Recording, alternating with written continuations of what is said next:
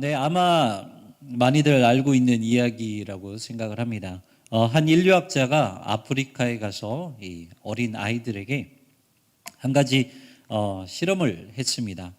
그 아이들, 이제 아프리카 아이들이 잘 먹지 못하는 정말 귀한 그 과일을 나무 옆에 그 과일 바구니를 두고요. 그 아이들에게 이렇게 말을 해요.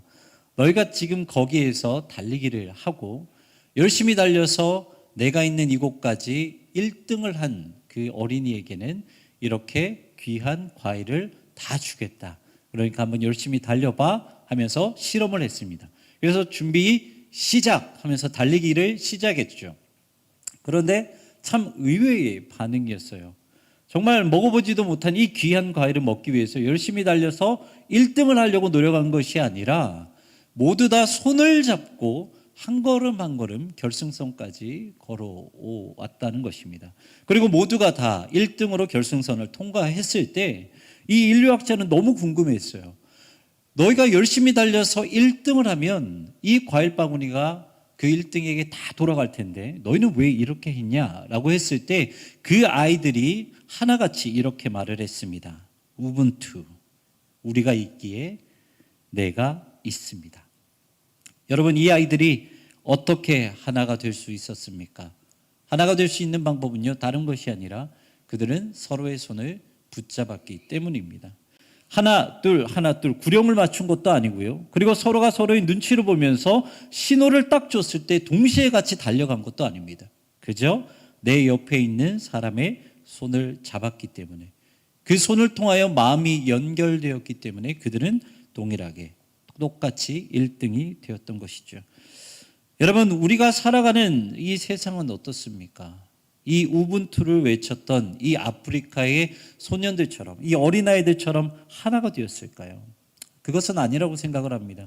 오늘 우리가 살아가는 이 세상 정말 삭막하죠. 그리고 손잡아 주는 것이 상실된 시대를 살아가고 있습니다.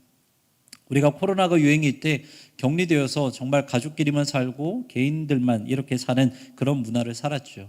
그래서 이제 자유롭게 이제 자유로운 활동을 누릴 수 있음에도 불구하고 혼자가 편해진 그런 시대를 살아가고 있습니다. 그래서 이전에는 정말 우리가 흔히 찾아볼 수 없었던 혼자 밥을 먹는다, 혼자 술을 마신다, 혼밥, 혼술, 이런 것들이 이미 문화가 되어버린 그런 시대에 우리가 살아가고 있죠. 리차드 도킨스의 이제 이기적 유전자라는 책을 보면요, 이 사람 그리고 이 DNA를 가지고 있는 동물에 대해서 뭐를 말하고 있냐면, 사람이 이타적인 행동을 할 때가 있는데 이렇게 이타적인 행동을 하는 이유도 자신에게 이익이 되는 일이 있기 때문에 사람은 이타적인 행동을 한다고 말을 합니다. 그리고 거기에 대해서 결론은 무엇이라고 말을 하고 있냐면, 그렇기 때문에 사람은 이타적인 행동을 할 때나 이기적인 행동을 할 때나 결국 마지막은 이기적이다라고 이렇게 말을 하고 있습니다. 이렇게 우리가 살아가는 시대는요, 이미 이타적인 시대이기보다는 이기적인 시대, 나만 생각하는 그런 시대를 우리가 살아가고 있다는 것이죠. 하지만 여러분, 원래 우리나라가 어떤 나라였습니까? 우리나라는요, 그 어떤 나라보다 사랑이 넘치는 그런 나라였습니다. 정말 한참 전에 방영되었지만 응답하라 1988이라는 드라마가 정말 유명한 드라마가 있죠. 그 중에서 기억에 남는 장면이 하나가 있는데 뭐냐면, 이때 당시에 이 1988이라는 드라마는요, 가족보다 더욱더 끈끈한 이야기, 이웃의 이야기를 그리고 있는 그 스토리인데, 이제 한 주인공의 어머니가 이 밑에 집, 아랫집에 가서 이 아들에게 밥을 좀 받아오라고 시킵니다. 심부름을 시켜요. 그런데 그냥 보내지 않고 자신의 집에 있는 그 반찬 하나를 들여서 보냅니다. 그 아들이 아랫집으로 내려가요. 그리고 그 아주머니에게 밥 좀 한 공기 달라고 부탁을 합니다. 그러면 그 아랫집 아주머니는 그냥 돌려보내나요? 그게 아니죠. 자신의 집에 있는 또 반찬을 또 이렇게 싸서 그 반찬을 돌려보냅니다.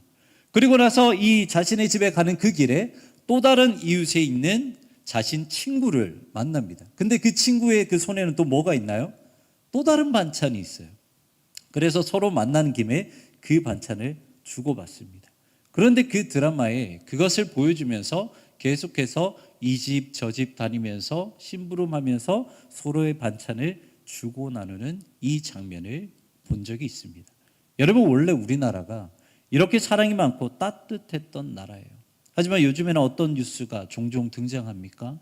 이렇게 마음이 따뜻했던 이 우리나라에 이제는 고독사로 죽어가는 사람들이 점점 늘어나고 있다는 것입니다. 그렇다면 이렇게 손 내밀지 않는 시대에 우리 그리스도인들은 어떻게 해야 될까요? 당연히 손을 내밀어 줘야 한다는 것이죠. 내 옆에 있는 그 사람을 위해 위로를 주고 사랑을 주고 기쁨을 주어야 하는 것이 바로 우리의 몫이라는 것입니다. 오늘 본문은 우리가 수도 없이 많이 들은 그 본문이죠. 사랑하는 그 아들, 사랑하는 그 둘째 아들이 돌아왔을 때 그 아들의 손을 붙잡아 주신 아버지의 사랑 이야기입니다. 어느 날 둘째 아들은 아버지에게 뜬금없이 유산을 상속해 달라고 말을 하죠. 무슨 이유인지는 성경에 정확하게 기록이 되어 있지는 않습니다. 하지만 정확한 것은 살아있는 아버지에게 유산을 미리 상속해 달라고 말하는 것은 불효자였죠. 말 그대로 돈 때문에 자신을 평생 길러준 부모를 버린 이기적인 아들의 모습입니다. 하지만 반대로 아버지는 이 아들을 너무나도 사랑했던 것 같아요. 그래서 이 아들이 불효의 행동을 했음에도 불구하고 아버지는 그 마음은 아프지만 아들을 사랑하는 그 마음 하나 때문에 결국 아들이 요구한 그 수많은 재산을 아들에게 물려줍니다. 둘째 아들은 자신이 원한 대로 됐다고 생각을 해서 정말 기뻤을 거예요. 그래서 누구도 자신을 방해하지 않는 저 먼 타지에 가서 자기가 가지고 있었던 이 많은 재산을 오직 자신을 위해, 자신의 쾌락을 위해 허랑방탕하게 사용했습니다. 이 둘째 아들의 모습을 보십시오. 지금까지 자기 외에 다른 이들을 사랑해 본 적이 없었기 때문에 지금까지 이 둘째 아들은 이기적으로만 살아왔기 때문에 자신이 수많은 돈을 가지고 있었음에도 불구하고 그는 아마 자기를 위해서만 사용했지 다른 이들을 위해서는 사용하지 않았다는 것이죠. 그러다가 오늘 보면 14절에서 어느 날 그가 있었던 그곳에 큰 흉년이 듭니다. 그리고 둘째 아들은 자신이 가지고 있는 그 모든 돈을 탕진하게 되었죠. 아마 둘째 아들은 이렇게 생각했을 겁니다. 나는 부자인 아버지에게 수많은 재산을 물려받았기 때문에 나는 그 누구에게도 도움을 구걸한 그 인생을 절대 살지 않을 거야. 하지만 오늘 본문은 우리에게 명확하게 말씀하십니다. 그렇게 자랑했던 이기적인 그 둘째 아들, 결국 이 둘째 아들도 남들에게 도움을 구해야 하는 그런 상황이 되었다라는 것이죠. 그래서 오늘 보면 15절, 16절의 말씀이 이렇게 기록하고 있습니다. 가서 그 나라 백성 중 한 사람에게 붙여 사니 그가 그를 둘러 보내어 돼지를 치게 하였는데 그가 돼지 먹는 쥐염 열매로 배를 채우고자 하되 주는 자가 없는지라. 여러분, 이 둘째 아들은요 결국 도움을 받지 않으면 살지 못하는 그 인생으로 떨어지게 됩니다. 추락하게 됩니다. 그래서 어떻게 하면은 빌부터 살 수 있을까 하면서 한 사람에게, 어떤 한 사람에게 붙여 살았다라고 오늘 말씀은 기록을 하고 있죠. 그런데 우리가 이 본문을 겉으로만 보면 어떻게 생각할 수 있냐면, 그래도 그 나라 중에서 착한 한 사람, 마음씨 좋은 한 사람이 있어서 이 둘째 아들을 거두어 주었구나, 도와주는 사람이 있었구나라고 생각을 할 수 있습니다. 하지만요, 이 말씀을 자세히 들여다보면 그 사람이 둘째 아들을 긍휼히 여겨서 먹여주고 재워주고 도와준 것이 아니라 오히려 반대로 둘째 아들이 살아남기 위해서 돼지를 치우는 일이라도 하겠다라고 그 사람에게 빌붙었다라는 거예요. 그리고 둘째 아들은 그 사람에게 빌붙어서 살아갔지만 여전히 먹을 양식이 없었다는 것이죠. 그래서 너무나도 배고파서 돼지가 먹는 쥐염 열매라도 달라고 구걸했지만 결국 그조차 도와주는 사람이 단 한 사람도 없었다는 것입니다. 여러분, 그런데요, 유대인에게 이 돼지를 치면서 산다는 게 여러분 얼마나 비참한 인생인 줄 아십니까? 유대인들에게요, 돼지는 부정한 동물입니다. 여러분, 둘째 아들이 이것을 몰랐을까요? 분명히 알았을 거예요. 하지만 자기가 먹고 살아야 하니까, 그 누구도 도와주는 사람이 없으니까 이 부정한 돼지를 돌봐야 했고 그 돼지가 먹던 돼지 밥이라도 먹어야 했다라는 거예요. 여러분, 이런 비참한 인생이 어디 있겠습니까? 이렇게 둘째 아들은 그 누구도 손을 잡아주지 않는 그런 인생을 하루아침에 살게 되었다는 거예요. 하지만 그때 그 머릿속에 유일하게 떠오른 한 사람이 있었습니다. 바로 이 세상 유일하게 자신의 손을 붙잡아 줄 것 같은 한 사람, 바로 아버지가 떠올랐다는 것이죠. 오늘 보면 18절 말씀입니다. 내가 일어나 아버지께 가서 이르기를 아버지 내가 하늘과 아버지께 죄를 지었사오니 라고 기록을 하고 있죠. 여기서 내가 일어나 아버지께 가서 라는 이 말을 원어로 보면요, 내가 지금 당장 아버지께로 가야 하겠다라는 말입니다. 여러분, 이 말 속에서 이 둘째 아들은 어떤 마음을 품고 있다라고 생각을 하십니까? 이 말 가운데서요, 이 둘째 아들은요, 다른 곳에서 소망을 발견할 수 없고 오직 유일하게 아버지께만 나의 소망이 있다라고 떠올렸다는 것이죠. 그래서 그 즉시 자신의 자리를 박차고 일어나 아버지께로 달려갔다라는 것입니다. 이렇게 둘째 아들이 아버지께로 돌아갔을 때 어떤 일이 일어납니까? 오늘 보면 20절에는 그렇게 기록을 하고 있습니다. 이에 일어나서 아버지께로 돌아가니라. 아직도 거리가 먼데 아버지가 그를 보고 측은히 여겨 달려가 목을 안고 입을 맞추니. 여러분, 이 둘째 아들은 어떤 아들이었습니까? 아버지께서 살아계셨음에도 불구하고 유산을 재촉했던 불효자였습니다. 그리고 지금까지 남들을 위해서 살아보지 못했던 철저하게 이기적인 사람이었어요. 그리고 그뿐만 아니라 자기가 먹고 살기 위해서 유대인들이 치욕스럽게 생각했던 그 부정한 돼지를 키웠던 부정한 사람이 바로 이 둘째 아들이었다는 것입니다. 이렇게 불효자고 이렇게 이기적이고 이렇게 더러웠던 이 부정한 자식을 어떻게 아버지라고 해서 품어줄 수 있겠습니까? 하지만 오늘 본문에 등장하는 아버지는 그 아들의 못난 모습을 보지 않았다는 거예요. 이 아들의 잘못된 모습을 보지 않고 찢기고 상한 아들의 몸을 보면서 가슴이 찢어지는 마음으로 아들에게 달려가 사랑으로 안아주었다는 것입니다. 여러분, 여기서 아버지의 사랑이 정말 크다는 것은 우리는 알 수 있어요.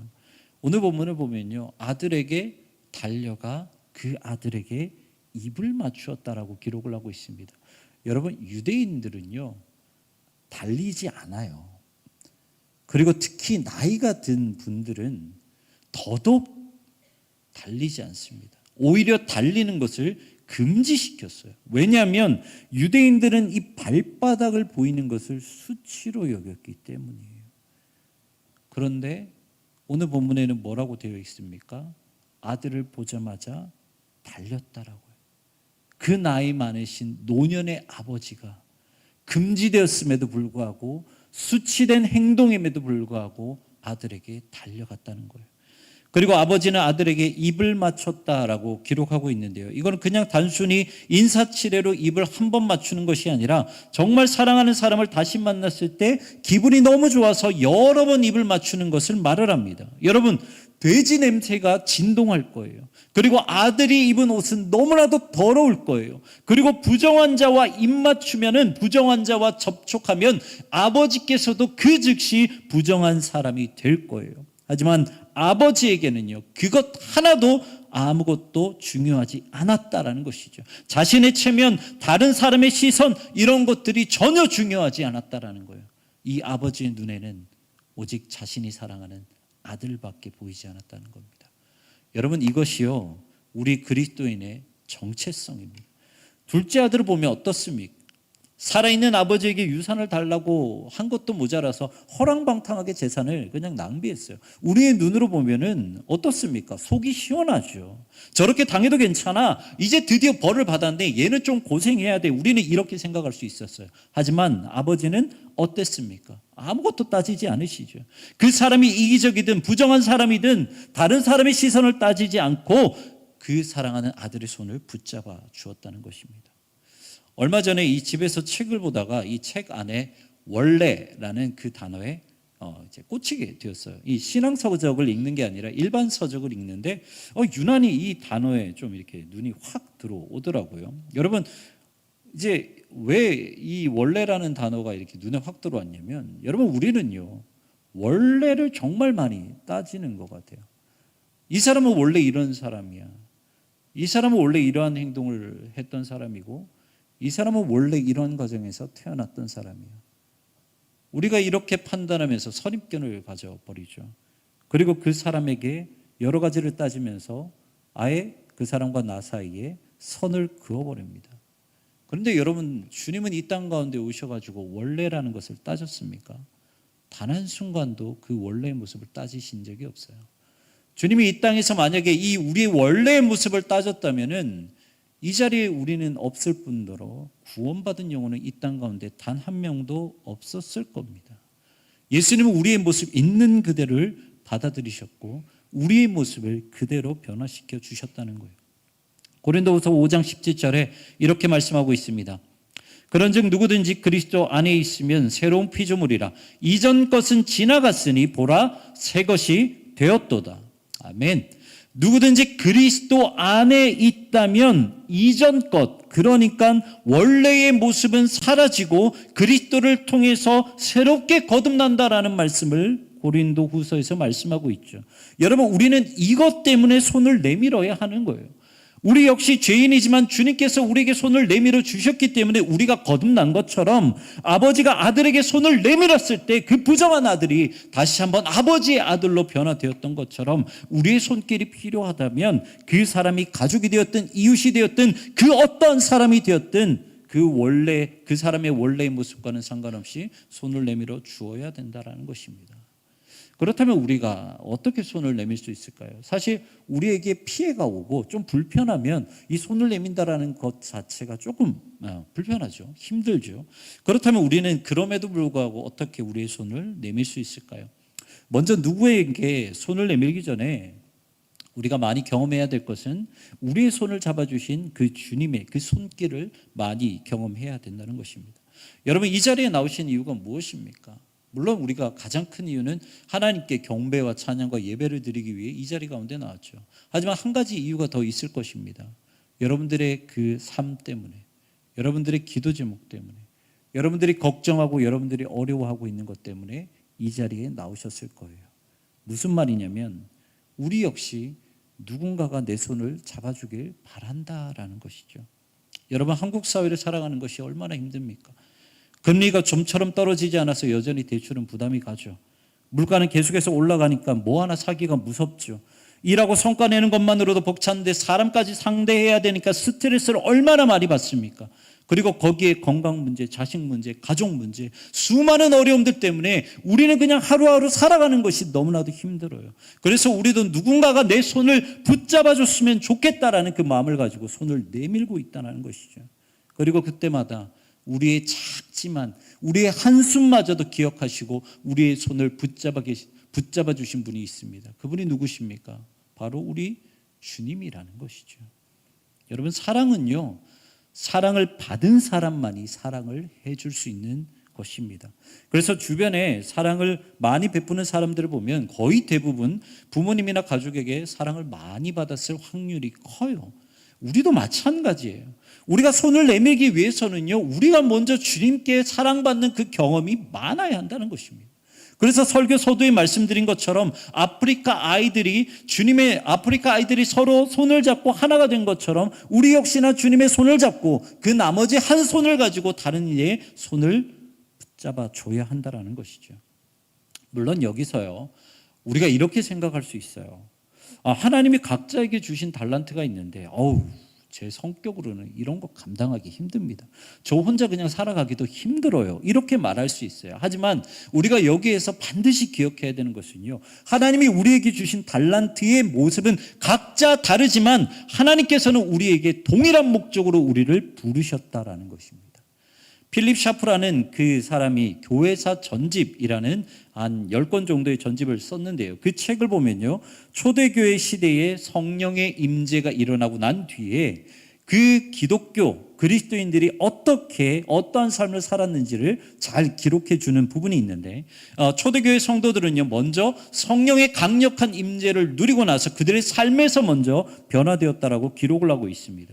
그들은 모든 일상을 하나님의 영광을 위해서 살았고 다른 사람들에게 겸손과 사랑을 베풀 줄 알았고 심지어 원수까지도 사랑하는 삶을 살았다라고 기록을 하고 있어요. 여러분, 그 정도가 어느 정도냐면 다른 종교를 가진 그 사람들과는 비교조차 되지 않고요, 심지어 성경에 대해서 빠삭하게 알았던 종교 지도자들보다도 더 말씀을 지키고 사랑을 베풀며 살았다라고 기록을 하고 있어요. 그런데 이 책에서 말하는 것 중에서 하나가 뭐냐면, 하나님은 어떤 특정한 성품을 가진 사람들을 중심으로 사랑을 전한 것이 아니라 여러 사람을 통해서 당신의 사랑을 전하셨다라고 말을 하고 있죠. 여러분, 초대교회의 리더가 누굽니까? 한 사람이 아니에요. 베드로, 요한, 사도 바울, 대표적으로 이 세 사람을 꼽을 수 있죠. 이 세 사람의 성격 여러분들 잘 아시잖아요.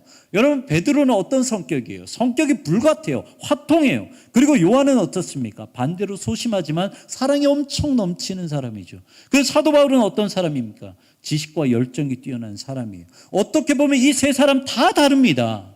그래서 우리는 이렇게 생각할 수 있어요. 맞아, 이 요한처럼 소심하지만 사랑이 넘치는 이 사람을 통해서만 하나님께서는 이 사랑을 전하게 하셨어라고 생각을 하겠지만, 하나님은 그렇게 사용하지 않으세요.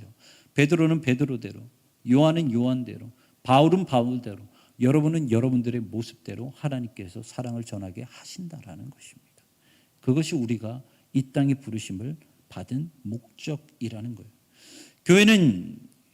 교회의 역사는 시대가 바뀔 뿐이지 계속해서 반복됩니다. 사랑이 넘칠 때는요, 교회 안에 한없이 사랑이 넘치고요, 분쟁이 넘칠 때는 교회 안에 역시나 분쟁이 한없이 넘칩니다. 여러분, 고린도 교회를 보십시오. 교회가 세워진 지 얼마 되지 않았지만 여러 가지 문제로 분쟁하였고 심지어 교회가 4개로 분열될 위기에 처해졌어요. 이렇게 복잡한 문제를 겪고 있는 이 고린도 교회 성도들에게 사도 바울이 편지를 써서 그들에게 제시한 방법이 무엇인지 아십니까? 다른 것이 아니에요. 바로 사랑이었다는 것입니다. 다른 것이 아니라 사랑, 이거 하나 말했다는 거예요. 그리고 사도 바울은 그들에게 이렇게 말했습니다. 고린도전서 13장 11절에 이렇게 기록하고 있습니다. 내가 어렸을 때에는 말하는 것이 어린아이와 같고 깨닫는 것이 어린아이와 같고 생각하는 것이 어린아이와 같다가 장성한 사람이 되어서는 어린아이의 일을 버렸노라. 바울은 고린도 교회 성도들에게 너희가 마땅히 성숙한 그리스도인이라면 어린아이처럼 분쟁하지 말고 장성한 그리스도인처럼 서로 참고 인내하고 사랑하라라고 가르치고 있죠. 그리고 마지막 고린도전서 13장 13절에 이렇게 기록합니다. 그런즉 믿음, 소망, 사랑, 이 세 가지는 항상 있을 것인데 그 중에 제일은 사랑이라. 여러분, 사도 바울은요, 믿음, 소망, 사랑 중에서 사랑이 가장 중요하기 때문에 사랑이 제일이라고 말을 했을까요? 아니에요. 이 말을 원어대로 그대로 해석을 하면 사도 바울이 사랑을 강조한 이유는 사랑이 있어야 믿음이 생기고 소망이 생기기 때문이에요. 사랑이 믿음을 만들고 사랑이 소망을 만들기 때문이에요. 여러분, 사랑이 없는데 어떻게 주님을 믿으라고 강조할 수 있겠습니까? 여러분, 사랑이 없는데 어떻게 그 인생 가운데 소망을 줄 수 있겠습니까? 사도 바울이 고린도 교회 성도들에게 사랑을 강조한 이유가 바로 그것 때문이에요.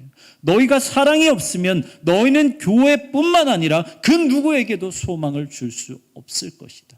이것 때문에 사랑을 강조한 것이죠. 사랑하는 성도 여러분, 힘들어하고 상처 있고 지쳐 있는 사람들에게 다가가서 손을 내밀어 주시길 바랍니다. 그들의 손을 붙잡아 주시길 바랍니다. 그렇게 손을 붙잡았을 때 그 사람에게 소망이 생기는 것입니다. 아버지가 둘째 아들의 손을 다시 잡아 주었을 때 그 아들은 돼지를 치던 부정한 사람에서 다시 한번 아버지의 아들이 되었습니다. 이렇게 우리 주변에는 여러분들의 손길을 기다리는 사람이 참 많습니다.